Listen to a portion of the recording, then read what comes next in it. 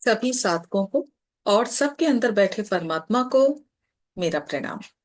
मैं आराधना अरोड़ा अपने channel Aradhana Arora the unique प्राणा में आपका स्वागत करती हूँ और आपके साथ कंटिन्यू करूंगी केनोपनिषद। तो आइए शुरुआत करते हैं। परमात्मा की कृपा लेना सीखें। ये सोचकर कि परमात्मा मुझ पर कृपा करेंगे या परमात्मा से ये कहना कि परमात्मा मुझे आशीर्वाद दो, संत महात्मा मुझ पर कृपा करें, तो ऐसा करने से कुछ भी नहीं होगा, क्योंकि उनसे तो हर वक्त हर समय आशीर्वाद बरस ही रहा है। बस आपके अंदर वो कला होनी चाहिए। जैसे कि अब सूर्य का प्रकाश लेना है, तो आप जानते हैं कि सूर्य का प्रकाश बरस ही रहा है, तो आपको वहां ये नहीं कहना कि रोशनी दो, क्योंकि आप यहां बहुत अच्छे से जानते हो कि आपको स्वयं उजाले में आना होगा। मन के पर्दे खोलने होंगे। यही आपको सत्य देखने नहीं देता, ग्रहण करने नहीं देता। और अब जब ज्ञान आ जाता है तो समझ आ जाता है कि ये कृपा तो हर तरफ बरस ही रही है। तो यहां सबसे पहले हमें ये ही समझने की जरूरत है कि आप ये देखो कि जब भी आप ध्यान करने बैठते हो, परमात्मा सिमरन करने बैठते हो, तो सबसे पहले तो आपका मन भटकता रहता है और पता नहीं कितनी तरह के विचार आपके सामने आ भी जाते हैं। तो ऐसा क्यों होता है? क्योंकि अगर इसका दूसरा हम पहलू देखें कि आपको कहा जाए अपने अपनों को याद करने के लिए, तो क्या उनको याद करने की नीड होगी? क्योंकि पूरे दिन वो आपकी यादों में ही रहते हैं, चाहे आपके अपने बच्चे हों, आपके माता पिता हों, घर के सदस्य हों या आपके फ्रेंड्स हों, क्योंकि उनको अलग से सोचने की जरूरत नहीं होती, क्योंकि वो हमेशा आपकी यादों में, आपकी सोच में होते हैं। और ऐसा क्यों होता है कि जो कनेक्शन आपके अंदर है वही कनेक्शन उनके अंदर भी है, तभी आप उनको सोच पाते हैं। या अपने बच्चों को सोचने के लिए आपको स्पेशल कोई एफर्ट करने की जरूरत नहीं होती, क्योंकि यहां जो प्यार आपके अंदर है, जो खिंचाव आपके अंदर है, वही आपके बच्चे के अंदर भी है।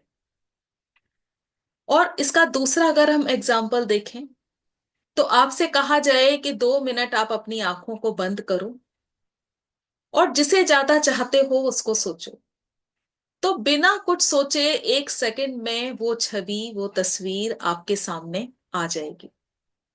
तो ऐसा क्यों होता है? क्योंकि हम उनसे प्यार करते हैं, उनके साथ हमारा कनेक्शन होता है। और यही बात अगर परमात्मा के लिए बोली जाए कि आंखें बंद करो और उसको सोचो, तो फिर से वही बात होगी कि ख्यालों का आना, मन भटकना। तो यानी यहां सीधी सी बात है कि आपका परमात्मा के बीच बहुत दूरी है और इसी दूरी को आपने खत्म भी करना है। तो फिर आपको ये स्पेशल नीड नहीं होगी ये बोलने की कि परमात्मा हम पर कृपा करो, परमात्मा हमें आशीर्वाद दो, क्योंकि आप ये बहुत अच्छे से जानते हैं कि उसकी कृपा बरस ही रही है हमेशा, जो आप ध्यान करते हुए फील करते हैं।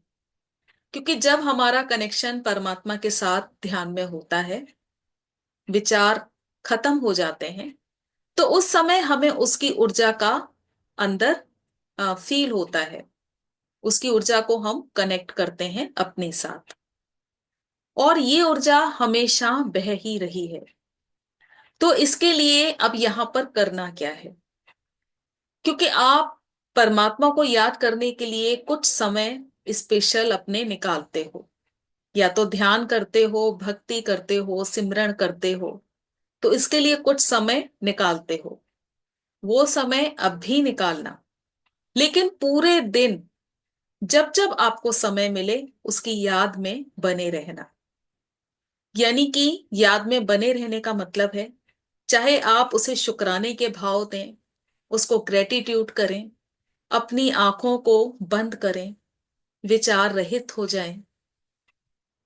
क्योंकि परमात्मा की कोई छवि नहीं कि आप उसे अपनी आंखें बंद करेंगे और वो छवि आपके सामने आ जाएगी। वो एक एनर्जी है जिसको आपको फील करना है। और क्योंकि उसकी कृपा बरस ही रही है, तो यानी कि उसकी कृपा तो पूरी है, आपको अपना कनेक्शन उसके साथ जोड़ना है। इस बात को आप बहुत अच्छी तरह से समझना।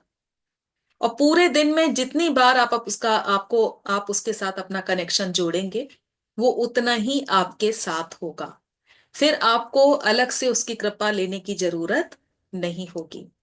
बस देखने वाली नजर होनी चाहिए, समझने वाला, स्वीकारने वाला चित्त होना चाहिए।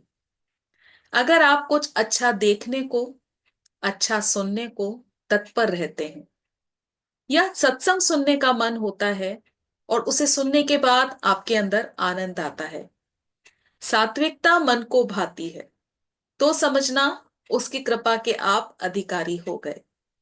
क्योंकि ऐसा तभी होगा जब परमात्मा की कृपा आपके ऊपर होगी। जब धीरज आ जाए, जल्दबाजी किसी भी बात की ना हो, पेशेंस आ जाए, तो यकीन हो कि जो हो रहा है वो अच्छा ही हो रहा है। और ऐसा तब होगा जब आप परमात्मा के साथ पूरी तरह से कनेक्ट होंगे। तो यहां भी समझना कि उसकी कृपा आपके ऊपर है। अब यहां पर फिर से वासना की बात करते हैं कि वासना अगर है तो तृप्ति से मिलन नहीं होता। तृप्ति यानी कि सेटिस्फेक्शन, संतुष्टि। वासना का सिर्फ एक यही अर्थ नहीं होता कि मुझे पैसा चाहिए, मुझे कपड़े चाहिए, मुझे खाना चाहिए, या किसी स्पेशल चीज की डिमांड। वासना का अर्थ सिर्फ यही नहीं होता। वासना मतलब हर चीज को लेकर अपने अंदर आ, असंतुष्टि, असंतोष, कि ये चीज मुझे नहीं मिली, या ये काम मैं अगर खुद करता तो बहुत अच्छा करता, अगर मेरा डिसीजन ले लिया जाता तो ज्यादा अच्छा होता। ये भी वासना के ही पार्ट है कि आपके अंदर किसी भी बात को लेकर असंतुष्टि का आना, कि अगर ये काम मैंने कर लिया होता, ये काम मैं कह देता या मुझे दिखा दिया होता, किसी भी बात को लेकर, वो अतृप्ति है, यानी असंतुष्टि है, कि अंदर सेटिस्फाइड ना होना। और तृप्ति का अर्थ है यानी सेटिस्फेक्शन, कि मैं जो भी हूं, मैं जहां भी हूं, मुझे वहीं होना चाहिए। क्योंकि जब आप परमात्मा के साथ पूरी तरह से कनेक्ट हो जाते हैं, तो वहां इफ और बट के चांस नहीं रहते। क्योंकि अब आप बहुत अच्छी तरह से जानते हैं, उसकी एनर्जी आप ले रहे हैं, तो आपको पता है कि जो भी होगा वो मेरे ही हित में होगा। इसलिए जिन रास्तों से आप होकर निकल चुके हैं, अब उन रास्तों पर दूसरे भी हैं, तो उनको मौका दें पूरी तरह से सीखने का, समझने का, आगे बढ़ने का। तो किसी बात में इंटरफियर ना करें और परमात्मा के फैसलों पर यकीन करें। स्वयं से संतुष्टि यानी कि तृप्ति, जहां परमात्मा ले जाए, जहां जीवन ले जाए, गलत या सही, स्वर्ग या नरक, सब कुछ मुझे एक्सेप्ट है, स्वीकार है। क्योंकि अब आत्मज्ञान आ गया, जागरण भाव आ गया, परमात्मा की कृपा बरस ही रही है, तो गलत हो ही नहीं सकता। यानी अब आप पूरी तरह से उसके साथ जुड़े हुए हैं, आपके अंदर जागरण भाव आ गया है, सब कुछ साफ साफ देख सकते हैं। और परमात्मा की कृपा बरस ही रही है।